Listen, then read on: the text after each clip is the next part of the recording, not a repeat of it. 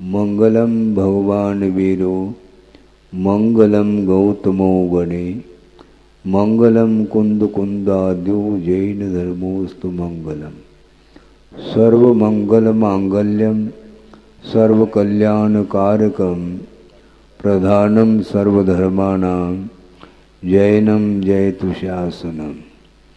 अहिंसा परमो धर्म की जय। महावीर भगवान की जय। प्रातः स्मरणीय परम पूजाचार्य गुरुवर श्री विद्यासागर जी मुनि महाराज की जय। परम पूज्य विद्या शिरोमणि आचार्य भगवान श्री समय सागर जी महामुनिराज की जय। समस्त आचार्य संघ की जय।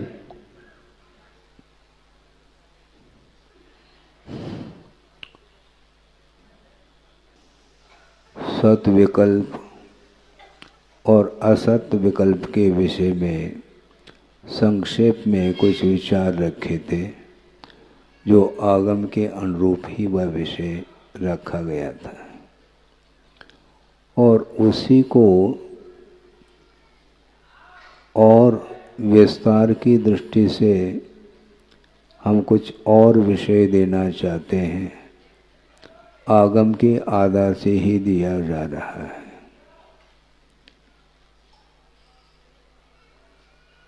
कि सुख एवं शांति प्राप्त करना चाहता है संसारी प्राणी, किंतु सुख और शांति को प्राप्त करने के लिए क्या किया जाता है, यह भी मन में विकल्प आता है। क्योंकि एक सिद्धांत है, बहुत महत्वपूर्ण सिद्धांत आपके सामने रख रहा हूँ, चाहे वह लौकिक क्षेत्र संबंधी, चाहे वह परमार्थ संबंधी कोई भी कार्य हो, कार्य का संपादन जो होता है वह कारण के अनुरूप हुआ करता है। कारण सदृशम कार्यम, ऐसा एक सूत्र आता है।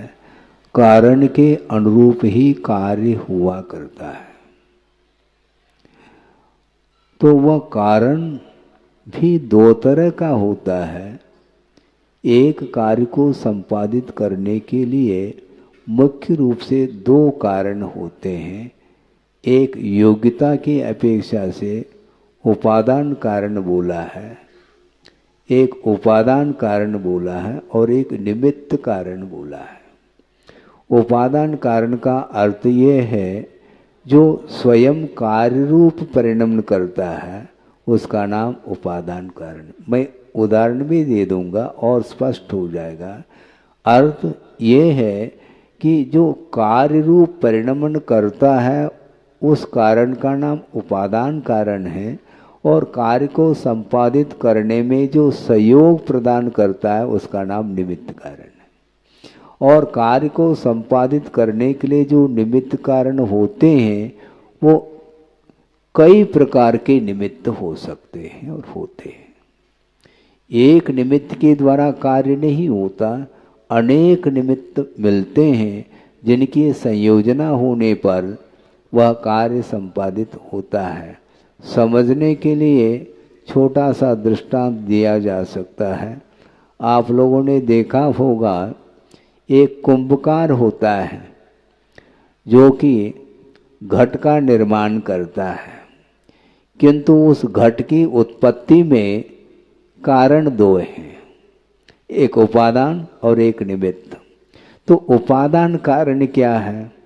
क्योंकि घड़ा जो बन रहा है वह मिट्टी के द्वारा बन रहा है, और भी धातुओं के अपेक्षा से घट अलग अलग हो सकते हैं, ये अलग वस्तु, किंतु अभी प्रसंग में मिट्टी के द्वारा घट की उत्पत्ति हो रही है।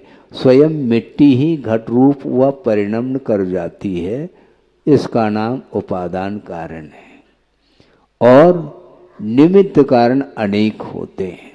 धीरे धीरे मैं आपके सामने इस विषय को रख रहा हूँ ताकि इस दृष्टांत के माध्यम से हम प्रासंगिक जो विषय हैं उसको भी समझने के लिए हमें पुरुषार्थ करने की आवश्यकता है। अब वह कुंभकार है, घट का निर्माण वह करता है, घट को बनाने की क्षमता कुमार के अंदर है, कुमार ही बनाता है, इसलिए उसको कुंभम करोति इति कुंभकारः, जो कुंभ अर्थात घट को बनाने वाला होता है उसको कुंभकार की संज्ञा दी है। अब हम आते हैं, मिट्टी के माध्यम से कुंभ का निर्माण वह कर रहा है कुंभकार, किंतु वह मिट्टी जिसके द्वारा घड़े का निर्माण किया जा रहा है, किंतु वह मिट्टी कैसी होनी चाहिए? मिट्टी को पहले छाना जाता है, छानते कि नहीं? छानते हैं। मिट्टी को छानने के लिए चालनी अलग आती है, एक आटे को भी आप लोग छान लेते हैं, उसकी चालनी अलग है, और मिट्टी को भी छानना है तो उसको छानने के लिए चालनी ले आते हैं और उसमें उसके ऊपर उस मिट्टी को डालते चले जाते हैं और कंकर पत्थर इत्यादि हैं वह पृथक हो जाते हैं और वह मुलायम मिट्टी वह पृथक हो जाती है। ये विभाजन किया है। ये इसलिए करने की आवश्यकता है क्योंकि कुछ ऐसे कारण होते हैं जिन कारणों के सद्भाव में कार्य की निष्पत्ति नहीं हो सकती। कुछ ऐसे कारण हैं जिनको बाधक कारण माना है, तो बाधक कारण का पहला अभाव किया जाएगा। तो कंकर पत्थर इत्यादि घट के निर्माण में व्यवधान उपस्थित कर रहे हैं, इसलिए उस मिट्टी में से उसको पृथक किया गया है और मुलायम व जिसको छाना गया है ऐसे मिट्टी को वह कुंभकार लेता है। तो बाधक कारण का अभाव हुआ क्या? नहीं हुआ। अब वह मिट्टी है मुलायम मिट्टी, अब उसको लेता है तो मिट्टी के द्वारा ही तो घट का निर्माण हो रहा है। ये तो उपादान की दृष्टि से है क्योंकि वह मिट्टी ही स्वयं घट रूप में परिणमन करेगी, किंतु निमित्त की आवश्यकता है। तो एक निमित्त के रूप में कुमार भी खड़ा है। बिना कुमार के घट का निर्माण संभव नहीं है। अब कुमार करता क्या है? उस जिसको छाना गया है ऐसे मिट्टी को वो लेता है और उसमें अनुपात से क्या डालता है? पानी डालता है।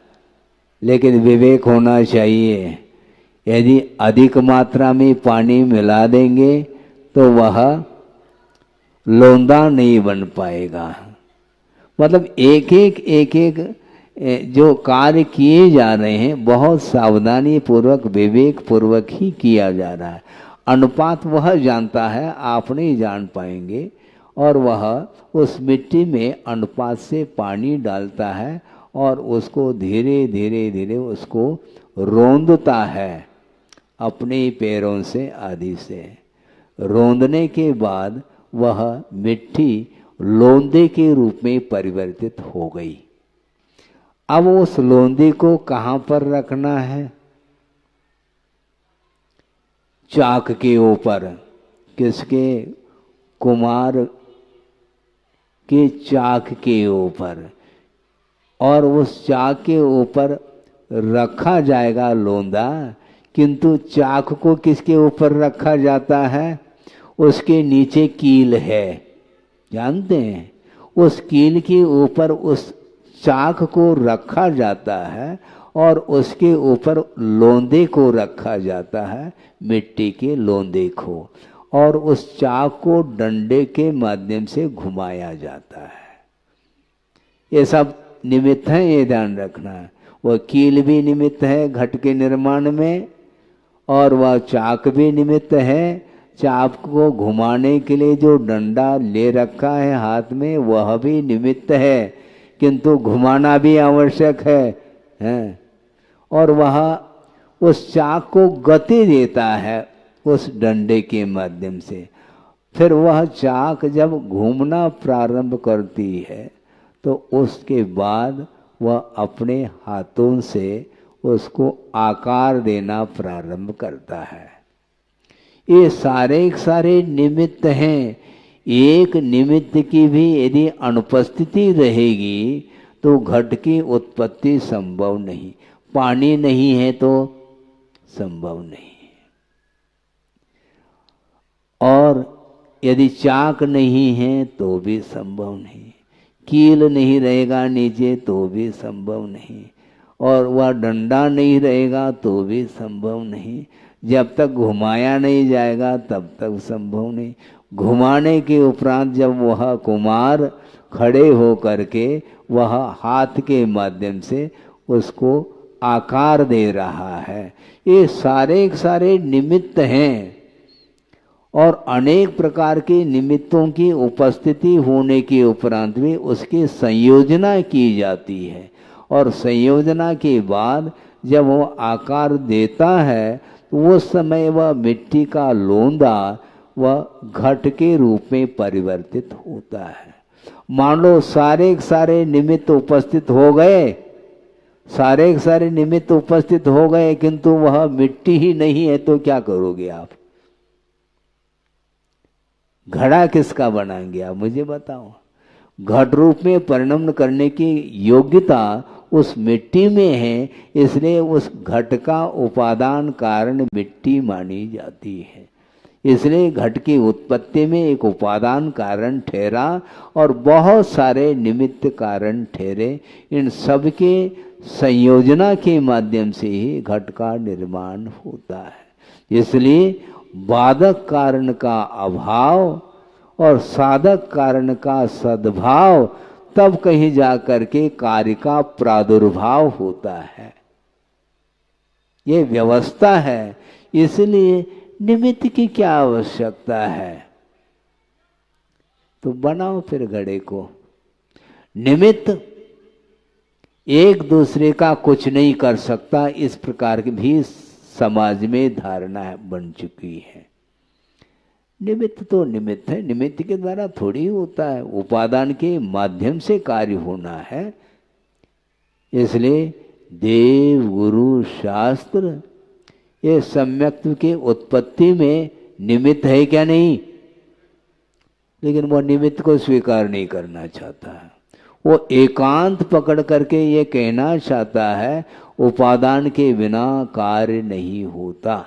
उपादान में कार्य हो रहा है किंतु निमित्त के अनुपस्थिति में कार्य कभी भी संभव नहीं है।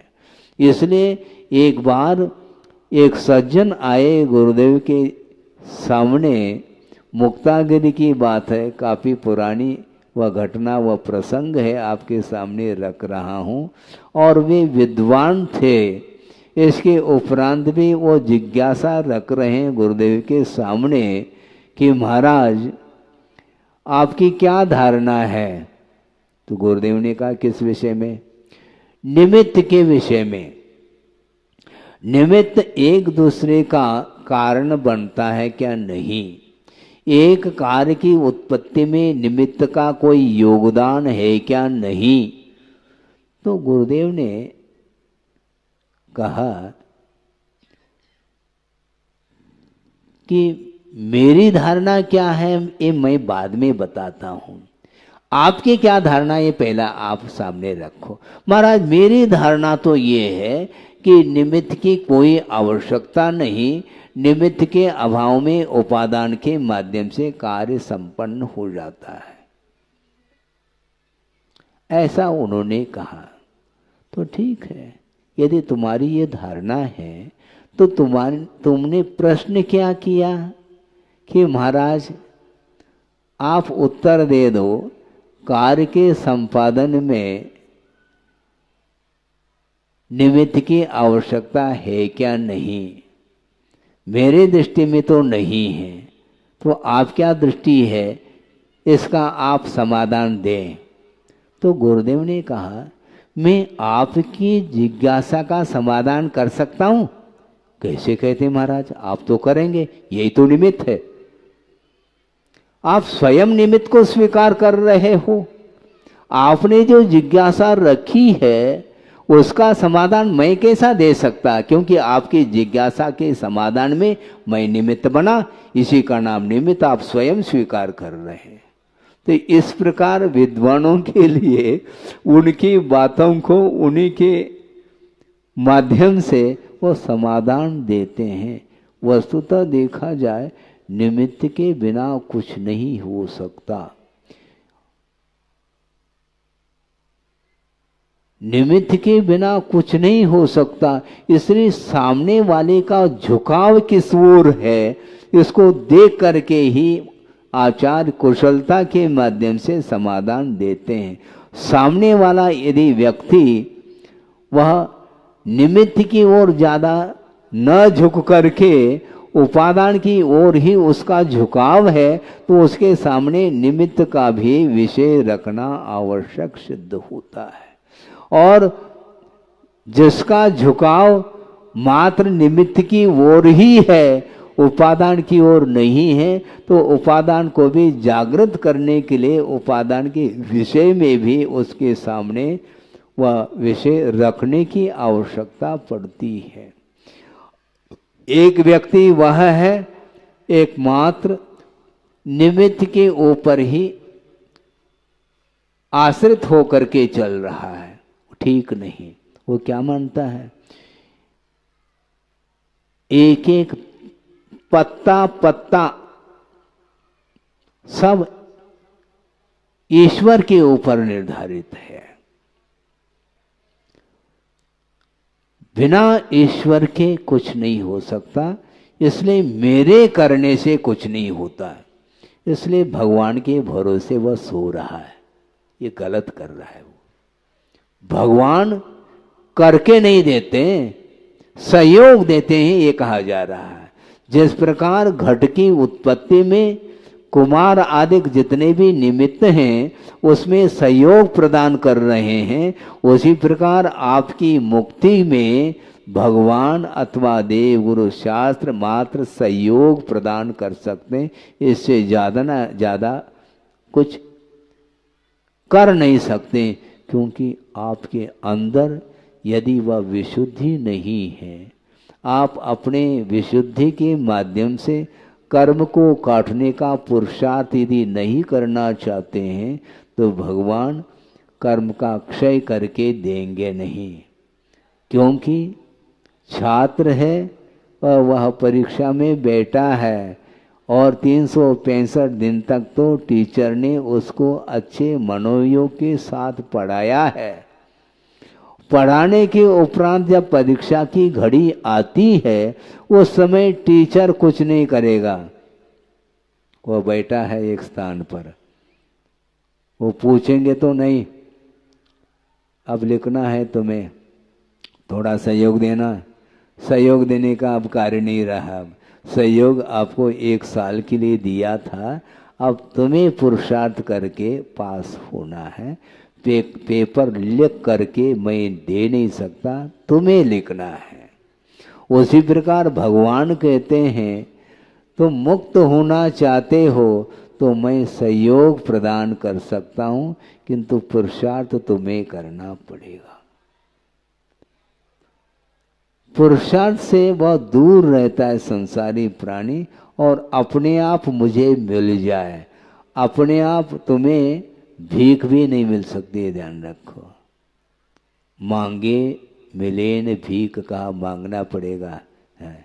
उसी प्रकार आप मोक्ष की यात्रा करना चाहते हो, मोक्ष मार्ग पर आरूढ़ होना चाहते हो, तो उसमें देव गुरु शास्त्र सहयोग दे सकते हैं। मात्र सहयोग से काम नहीं चलने वाला। आप ग्रंथ को पढ़ रहे हैं, किसके द्वारा पढ़ रहे हैं? है? आंखों के द्वारा। ठीक है, ठीक है, इतना ही पर्याप्त है, क्या कुछ और आवश्यक है?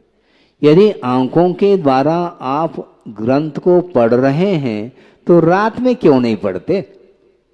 इससे स्पष्ट है कि आलोक की भी आवश्यकता है। रात में आंखें काम नहीं कर सकती, सूर्य प्रकाश में अथवा मूनलाइट भी हो जाए तो भी ठीक है। लाइट के बिना, प्रकाश के बिना आप पढ़ नहीं सकते, किंतु पर्याप्त मात्रा में प्रकाश है किंतु आंखें बंद हैं आपकी, पढ़ सकोगे नहीं। प्रकाश भी चाहिए, आंखें भी चाहिए, किंतु आंखों में नंबर है तो चश्मा की आवश्यकता है। और मान लो जो जन्मांध है फिर भी चश्मा उसने लगाया है, उस चश्मा लगाने की कोई सार्थकता है क्या? नहीं है। इसका अर्थ आंख भी होना अनिवार्य है। तो आंख जो है यह करण माना जाता है, किंतु जो चश्मा है वह उपकरण माना जाता है। करण में और उपकरण में बड़ा अंतर है। करण जो है नयन है और उपनयन जो है वह उपकरण है, वह नयन नहीं, ध्यान रखो। तो एक कार्य को करने के लिए कितने कारणों की आवश्यकता पड़ रही है, इसको ध्यान में लेने की आवश्यकता है। आपके पास आंख है और मान लो नंबर भी नहीं है और आप पढ़ने की क्षमता आपके अंदर है और प्रकाश भी है, किंतु ग्रंथ नहीं है तो क्या पढ़ेंगे बताओ? पढ़ना है, पढ़ने के लिए साधन भी तो चाहिए। ग्रंथ भी सामने उपस्थित हो, प्रकाश भी उपस्थित हो और आंख की रोशनी भी हो, तब जा करके पढ़ पाते हैं। लेकिन ये सब होते हुए भी आपका उपयोग कहीं अन्यत्र है तो पढ़ने में वह नहीं आ सकता है। इसको बोलते हैं बहुत कारण, अनेक प्रकार के कारण होते हैं। इसलिए उपदेश सुनते समय भी ये बार बार ध्यान दिलाने की आवश्यकता है कि आप ध्यान से सुने। इसका अर्थ आपका उपयोग भी इसमें होना चाहिए। आपकी उपस्थिति तो है सभा में, किंतु आपका उपयोग यदि सभा में नहीं है तो वह उपदेश आप ग्रहण नहीं कर पाओगे। तो इस प्रकार एक कार्य को संपादित करने के लिए मुख्य रूप से दो कारण हैं, एक उपादान कारण और एक निमित्त कारण माना जाता है। और बाधक कारण की अनुपस्थिति, साधक कारण की उपस्थिति, तब कार्य की निष्पत्ति, ऐसा कहा है। तो बाधक कारण क्या क्या है? मोक्ष मार्ग में बाधक कारण क्या है? पंचेंद्रिय के विषय, ये बाधक हैं। इसका अभाव करना पड़ेगा, ये ध्यान रखो। महाराज मुझे मुक्ति दिला दो, मुझे मुक्ति दिला दो, मोक्ष तक पहुंचा दो मुझे। कोई हवेली है क्या ऊपर जहाँ पर जा कर के आप बैठ जाओ? कोई भवन है क्या? कोई भवन नहीं। मोक्ष ऊपर नहीं, वस्तुतः मोक्ष कहने से ऊपर की ओर ध्यान जाता है, गलत बात है। फिर महाराज कहाँ पर मोक्ष है? मोक्ष यहीं पर है, क्योंकि मुक्ति का नाम मोक्ष है। और मुक्ति किससे? बंधन से मुक्ति। तो जो 8 प्रकार के जो कर्म हैं, अथवा उत्तर भेदों के अपेक्षा से 148 प्रकार के जो कर्म हैं, उनका जो क्षय कर रहा है, तो क्षय होते ही उसका नाम मोक्ष कहा है। तो मुक्ति यहीं पर मिलती है और मोक्ष होने के अनंतर समय में लोक के अग्रभाग पर जाकर के सिद्ध परमेष्ठी विराजमान होते हैं। सिद्ध यही बने हैं, वो वहां जाकर के सिद्ध बन रहे हैं ऐसा नहीं। लोक के अग्रभाग पर वो विराजमान हुए। कौन? शुद्ध परमेष्ठी। किसके द्वारा? मोक्ष मार्ग पर आरूढ़ हो करके 8 कर्मों का क्षय जिन्होंने कर लिया है। तो कर्म का क्षय करने के लिए जो साधक कारण हैं उनको अपनाने की आवश्यकता है और बाधक कारण से दूर रहने की आवश्यकता है। दो कारण है मोक्ष के लिए। बाधक कारण को हटाओ पहला, तो बाधक कारण क्या है महाराज? पंचेंद्र के विषय, और इसको छोड़ना पड़ेगा। हाँ, इसका त्याग करना पड़ेगा आपको। त्याग के बिना, उत्तम त्याग धर्म की उपासना किए बिना मुक्ति नहीं है। त्याग करना चाहो महाराज, हम तैयार हैं, बहुत कठिन है, ध्यान रखो है। अपने परिवार को छोड़ना पड़ेगा पहले, छोड़ सको महाराज? ये तो नहीं बन सकता। तो क्या बनता है मुझे बताओ? दुकान छोड़ सको महाराज? ये भी नहीं छोड़ा जा सकता। मकान भी नहीं छोड़ा जा सकता। परिवार को भी छोड़ा नहीं जा सकता। जमीन जायदाद इसको भी नहीं छोड़ा जा सकता। तो किसको छोड़ना चाहो? शरीर को? महाराज शरीर को कैसा छोड़ा जाए? तो सब रखे रहो और संसार से भी ऊपर उठना चाहो, बात बनेगी क्या? ये सारे बाधक तत्व है। बाधक तत्व को बाधक के रूप में स्वीकार किए बिना आप आगे कदम नहीं रख पाएंगे और बाधक कारण को बाधक कारण के रूप में स्वीकार करने के उपरांत भी छोड़ने की आवश्यकता है। पंचेंद्र के विषय संसार के लिए कारण है, इसलिए ये छोड़ने योग्य पदार्थ हैं। ऐसे श्रद्धान का तो आपने विषय बना लिया।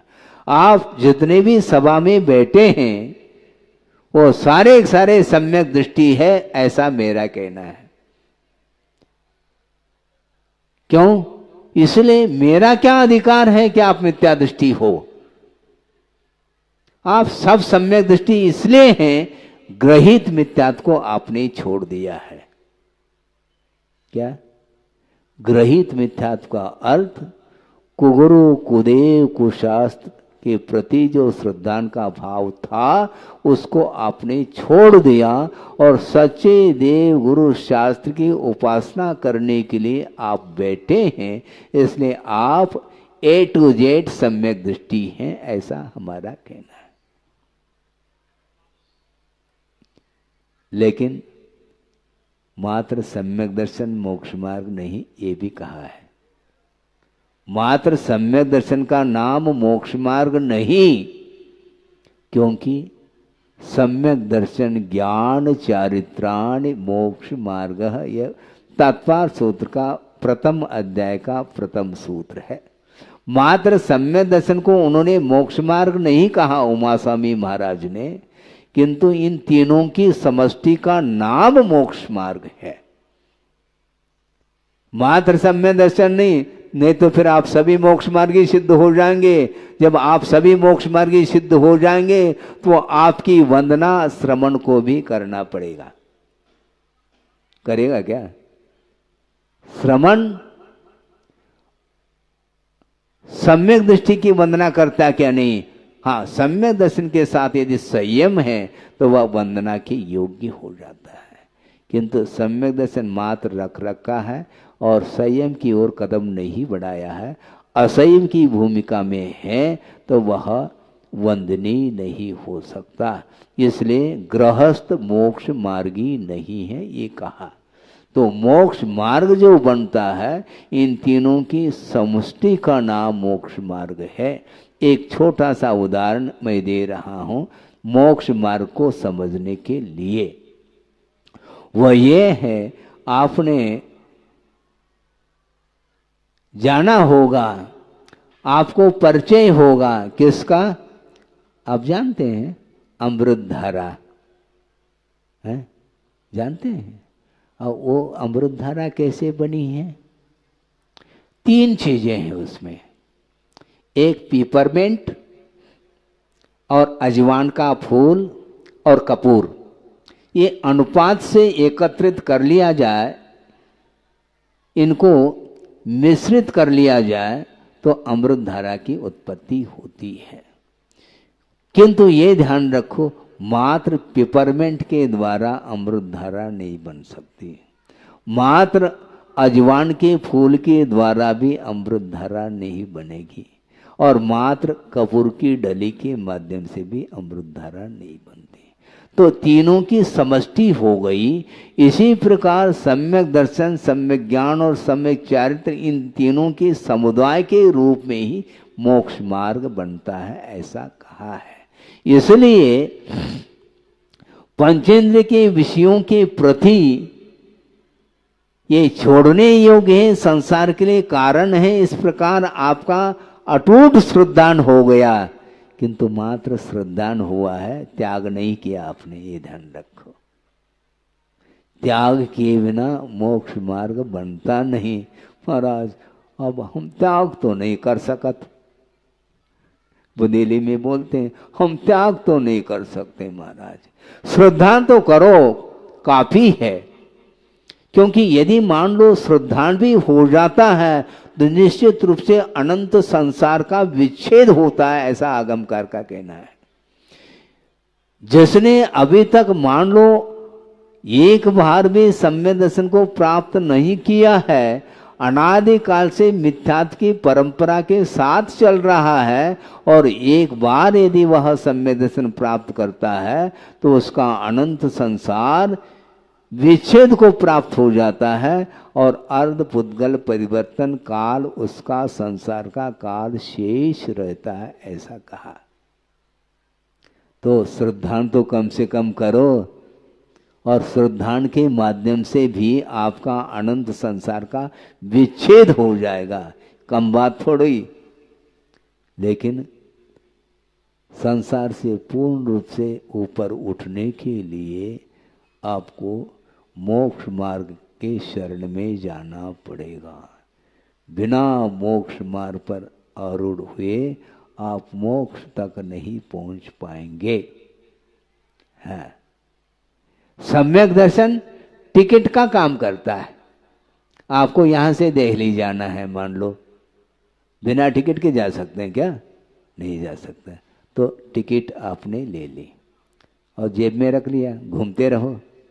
सतना में दिल्ली पहुंच जाओगे? नहीं पहुंच पाएगी। नहीं, टिकट है ना महाराज हमारे पास। अरे टिकट तुम्हारे जेब में है, ट्रेन में बैठना पड़ेगा ना। समस्या तो ये है, खाली टिकट का सम्यक दर्शन है, ये ध्यान रखो। और ट्रेन में यदि आप सफर कर रहे हैं तो वह मोक्ष मार्ग माना जाएगा, और दिल्ली में उतर जाएंगे तो उसी का नाम मंजिल है, मोक्ष है। समझ में आ रहा है कि नहीं महाराज? उदाहरण के माध्यम से तो समझ में आ रहा है, उदाहरण ही सही। तो इसलिए मोक्ष मार्ग पर आरूढ़ चाहे आप आज हो जाए, चाहे अगले भव में हो जाओ, कभी भी हो जाओ, और कोई भी उपाय नहीं है। पहले तो श्रद्धान की आवश्यकता है कि संसार के लिए जो कारण है वो विषय और कषाय, ये हमारे लिए छोड़ने योग्य, ग्रहण करने योग्य नहीं है। इस प्रकार गाढ़ श्रद्धान होने के बाद और धीरे धीरे धीरे वह विषयों को भी छोड़ने का प्रयास करता है, जिसको बोलते हैं कोई अनुवृत्ति हो सकता है और प्रतिमाधारी हो सकता है। धीरे धीरे पहली प्रतिमा दूसरी प्रतिमा करते करते 11वीं प्रतिमा तक पहुंच जाएगा। चुल्लक बन गया, फिर ऐलक बन गया, इसके उपरांत मुनि भी बन सकता है। और गुरुदेव उन्होंने डायरेक्ट जैनेश्वरी दीक्षा ली थी। वो न चुल्लक बने न ऐलक बने, सीधा डायरेक्ट। और हम प्रमोटेड हैं। पहले चुल्लक बन गए, 3 साल चुल्लक बन करके साधना कर ली, उसके बाद फिर 2 साल तक ऐलक रहे। उसके उपरांत गुरुदेव ने कहा आप लंगोट छोड़ सकते हो। क्यों? क्यों मत पूछो।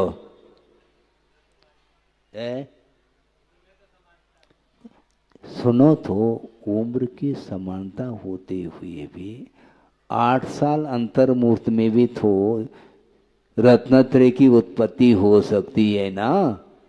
है हो सकती है। तो उस समय में 17 साल का था, लगभग 18-17 के बीच में चल रहा था। उस समय वो ज्ञानेश्वरी दीक्षा दे सकते थे, किंतु दिया नहीं। चतुर्थ काल की बात छोड़ो, उस समय तो 8 साल अंतर्मूर्त में भी रत्नत्रय को प्राप्त करना क्या, रत्नत्रय को प्राप्त करके मुक्त हो जाते थे वो। बाल्य अवस्था में जिसको आप नादान बालक बोल रहे हैं, किंतु 80 साल का वह वृद्ध भी नादान है आज वर्तमान में। समझ में बात आ रही है। इसलिए उन्होंने कहा पहले साधना करो, जैसे कराते हैं वैसे करो जी। हम कुछ बोलते ही नहीं थे, क्योंकि उन्होंने जब संघ में प्रवेश पाने के लिए हमने निवेदन किए, तो उस समय उन्होंने संघ में स्थान दे दिया। ये कम है क्या? बल्कि उन्होंने यहां तक कहा, ये आना जाना कब तक करोगे तुम? हैं? उन्होंने अपने तरफ से कहा, कब तक आना जाना करोगे? ये परिभ्रमण कब तक चलेगा? आज ने कल तुम्हें छोड़ना ही है ना, तो छोड़ने का प्रयास करो। इस प्रकार कुछ भाव उन्होंने रखे। तो हमने सोचा कि इससे और कौन सा सरल रास्ता है? हैं? कई लोगों को बार बार प्रयास करने के उपरांत भी घर भेजते हैं, और मुझे घर भेजने के लिए वो इनकार कर रहे हैं, तो अच्छी बात है। हम संघ में शामिल हो गए। उसके उपरांत हमने एक दिन भी उनको नहीं कहा कि मुझे दीक्षित करो। क्या आवश्यकता है? साधना जिस दिन मेरी होगी उस दिन वो स्वयं दे देंगे। और इसी प्रकार होता गया। क्षुल्लक बनाया, ऐलक बनाया और मुनि भी बनाया, किंतु क्रम से बनाया, क्योंकि धीरे धीरे साधना होती है। कहीं ऐसा न हो कि साधक साधना में फेल न हो जाए, इसलिए धीरे धीरे धीरे वो बढ़ाते गए। इसको बोलते हैं मोक्ष मार्ग पर आरूढ़ हुए बिना कोई चारा नहीं, कोई उपाय नहीं है।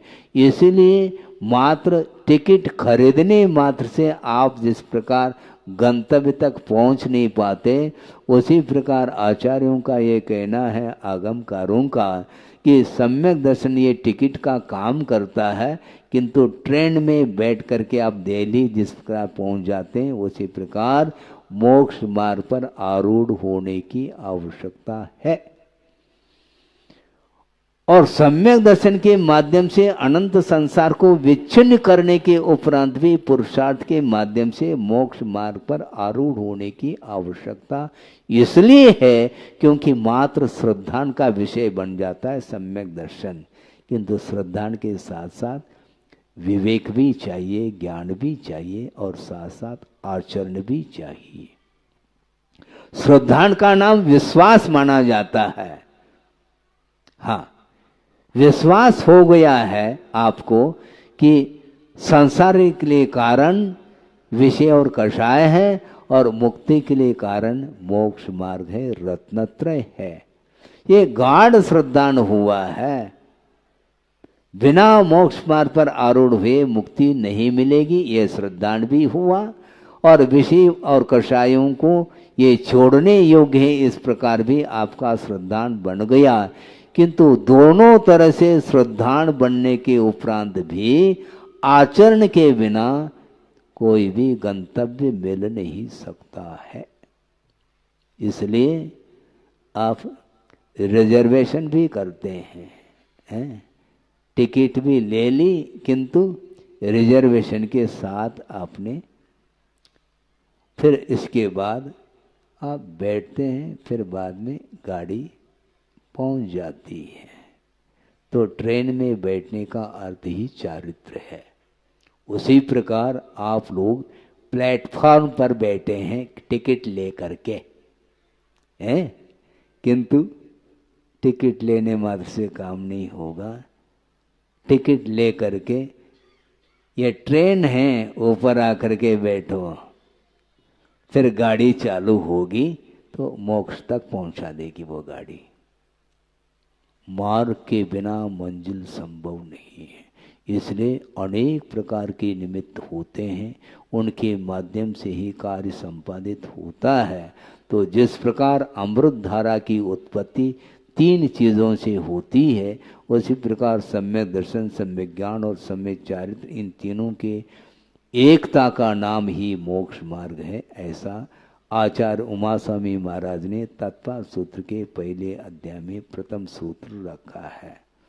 10 लक्षण पर्व वगैरह में एक एक अध्याय के ऊपर अर्थ भी बताया जा सकता। अभी हमने कहा कुछ भी नहीं, यहाँ की क्या स्थिति बनती है देख करके करेंगे। हाँ, तो अर्थ ये है कि वस्तुतः बाधक कारण का पहला अभाव करने की आवश्यकता है। हाँ, उसके बिना संभव नहीं है। श्रद्धान करने मात्र से हम संसार से ऊपर नहीं उठ पाएंगे। जहर के ऊपर श्रद्धान है आपका क्या है महाराज? ये जहर जहर है, अर्थात यह मृत्यु के लिए कारण है। इसके सेवन से निश्चित रूप से मृत्यु होती है, ऐसा श्रद्धान बना हुआ है। किंतु आचार्य कहते हैं श्रद्धान के बाद उस जहर को क्यों पी रहे हो, छोड़ो उसको। है नहीं आ रहा समझ में? आ रहा है। जब वह जहर छोड़ने योग्य है, पीने योग्य नहीं है, तो श्रद्धान करने के उपरांत भी उसको नहीं छोड़ने का अर्थ क्या है? ये कौन सी बुद्धिमानी है? जहर को जहर के रूप में जानो भी और फिर भी वह पीते चले जाओ, ये ठीक नहीं माना जाता। उसी प्रकार पंचेंद्र के विषय और कषाय ये संसार में परिभ्रमण कराने में कारण है। इस प्रकार श्रद्धान हो चुका है आप लोगों का, इसलिए धीरे धीरे अपने शक्ति के अनुरूप त्याग के क्षेत्र में भी आगे आने की आवश्यकता है। मैं एक दिन इसी प्रकार चातुर्मास में कोई न कोई प्रसंग बना करके आपके सामने विषय रखता जाऊंगा। किंतु ये ध्यान रखो, श्रद्धान करते हुए, उपदेश को सुनते हुए उसका यदि अनुकरण करेंगे, भले ही 1% कर लो, कोई बाधा नहीं, किंतु प्रतिशत के रूप में भी करो, किंतु अनुकरण करने की आवश्यकता है। भगवान की क्या आज्ञा है? बहुत सारे कार्य आप लोग बिना आज्ञा के करते हैं क्या नहीं? भगवान ने आपको आज्ञा दी है दुकान खोलने के लिए? नहीं दी है, बल्कि दुकान खोलने के लिए निषेध किया उन्होंने। क्योंकि दुकान मकान ये संसार के लिए कारण है, विषय और कषाय संसार के लिए कारण है, इसलिए विषयों में लीन होने के लिए उनकी आज्ञा थोड़ी है। बिना उनकी आज्ञा के ही हम सारे के सारे कार्य करते हैं। और कुछ ऐसे प्रसंग आ जाता है कि महाराज ऐसा हम कर सकते हैं, ऐसा कर सकते हैं। भैया आप जो कर रहे हैं वह किसकी आज्ञा से कर रहे हैं आप? उसके लिए तो कोई आज्ञा नहीं है। फिर सारे के सारे आप कार्य, सांसारिक कार्य बिना आज्ञा की कर रहे हैं, तो आज्ञा ले करके आप करना क्या चाहो? मैं आज्ञा दे सकता हूँ, किंतु धर्म वृद्धि का आशीर्वाद मैं दे सकता हूँ। धर्म वृद्धि के लिए आशीर्वाद दिया जाता है, धर्म वृद्धि के लिए ही उपदेश दिया जाता है। दुकान मकान कैसा खोलना, इसके बारे में कभी भी हम भूल करके भी इस मंच से उपदेश नहीं दे सकते। मोक्ष मार्ग संबंधी तो उपदेश दिया जा सकता और देने की आज्ञा है, किंतु संसार मार्ग संबंधी कोई भी उपदेश हम नहीं दे पाएंगे। हाँ, त्याग का उपदेश होगा, ग्रहण का उपदेश नहीं। ग्रहण का यदि उपदेश होगा तो कौन सा? सम्य दर्शन ग्रहण करो, चारित्र को ग्रहण करो, इसके लिए तो हम उपदेश देंगे। किंतु विषय को ग्रहण करने के लिए कभी भी भूल करके भी हम उपदेश नहीं दे सकते। आदेश की बात तो बहुत दूर रही। इस प्रकार आप लोगों को चाहिए, लगभग 40-45 मिनट का यह पीरियड निकल गया है उपदेश के रूप में। अब ज़्यादा नहीं कहना चाहता, किंतु संक्षेप में छोटे छोटे एकाध प्रसंग के माध्यम से कारण कार्य की व्यवस्था को आपके सामने रखते हुए उपादान और निमित्त के बारे में भी समझाने का आगम के माध्यम से प्रयास किया है। और मोक्ष मार्ग पर आरूढ़ होने की यदि मान लो आपकी तीव्र उत्कंठा है तो अपने शक्ति के अनुरूप ही सही, किंतु धीरे धीरे धीरे आगे बढ़ेंगे तो निश्चित रूप से सिद्धों के साथ हमारा संबंध जुड़ जाएगा, मुलाकात उनकी होगी। क्यों? महाराज सिद्ध परमेष्ठी दूर बहुत है, ध्यान रखो। दूर होते हुए भी वो स्थिर हैं, कहीं भाग नहीं रहे, और हम चल रहे हैं। निश्चित रूप से एक दिन उनके चरणों में पहुंच जाएंगे, पक्की बात है। ये श्रद्धान का विषय है। इसलिए आप धीरे धीरे धीरे आस्था के साथ अपने शक्ति के अनुरूप यदि संयम के क्षेत्र में आप अग्रसर होते हैं तो निश्चित रूप से संसार से आप मुक्त होकर के अनंत काल के लिए अनंत सुख का अनुभव कर सकते हैं। क्योंकि इस सुख की इच्छा प्रत्येक व्यक्ति रखता है, किंतु सुख की इच्छा रखने मात्र से काम नहीं चलेगा, किंतु जो अतीन्द्रिय सुख है उसको प्राप्त करने के लिए तदनुरूप साधनों को अपनाने की आवश्यकता है। इसलिए रत्नत्रय एक ऐसा साधन है जिस साधन के माध्यम से सिद्धत्व का अनुभव किया जा सकता है। अहिंसा परमो धर्म की जय।